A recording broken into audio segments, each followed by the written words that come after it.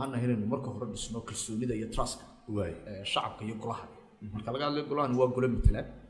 waa gole wakiil bulsho oo rasmi marka tahay waxaad noqonaysaa caroogi shacabka waxaad ku hadlaysaa afkoogi waxaad ka turjumaysaa baahiyahooda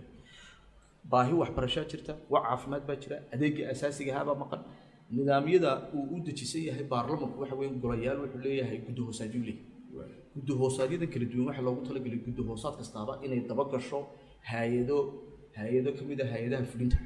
ee adeeg bixiyayaasha aynay daba gasho waxbarashada la daba gelaya waa la qiimeynaya waxa la qiimeynaya warba siyaasadihii maxay hay'adan waxbarashadu maxaa policies-kii loogu talagalay hay'ad waxbarasho inay yeelato ay leedahay marka qiimaha capacity assessment-ka lagu sameeyo la qiimeeyo ayaa la qiimeynaya waa bal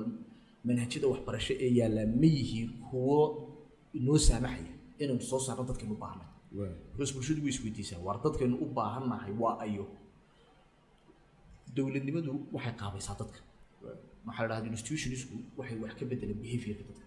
waxaad u baahan tahay dadka inay kudursi afkaartiisa inaad bedeshid habdhaqankooda inaad bedeshid akhlaaqdooda inaad bedeshid discipline inaad ka dhigtid waxaad u baahan tahay hay'ado dawli oo adag inay jiraan halka wax laga soo bilaabay hay'adahan waxaa kamid ah waxbarashada waa inuu jiro curriculum aad leedahay war dadkayga okay waxa weyn 3 milyan iyo inta ama 4 milyan waxay ku nool yihiin region inta leeg waxa ku xeeraysan duruufo iyo wadamaynta la leeg dadkayga ama qofka citizenka ee reer Soomaaliland maxay u baahanayaan ka dhismaa fahamka dowladnimada okay aqoonta kale laba ma laga yaabaa inuu u baahanahay inuu ka dhisnaado nidaamkan marka shaqo qaran kale military kale arday kasto ka baxay inuu baahanahay bulshadii baa yaray si ay isu difaaci karto inuu baahanay taas waxay u baahan tahay su'aalo rasmi oo la isku weydiiyo waxa kamid ah nidaamka arrimaha dibadda waxa kamid ah biyaha waxa kamid ah caafimaadka dabadeed taas waxay keenaysaa inay bulshadii u aragto wakiilada inay yihiin wakiilo dhaba oo ka turjumaya baahidii shacabkooda oo metelaya waa qodob waa isku xidhka markaa la soo nooleeyo trust in bulshadii u aragto in markaa golahan uu yahay golihii shacabka inuu yahay golahan golihii dhameystirayay xeerarkii qabyadaha inuu yahay golahan golihii ahdaafta afka ku hadlayay inuu golahan yahay golihii soo nooleynaya dimuqraadiyadda iyo dawlad wanaagga inuu yahay nidaam adkeyntii dawladnimada aynu u baahanahay iyo hufnaanta adeeg ee dawladnimada kaasoo aan u baahanahay inay golahan yahay waa golihii dabagelayay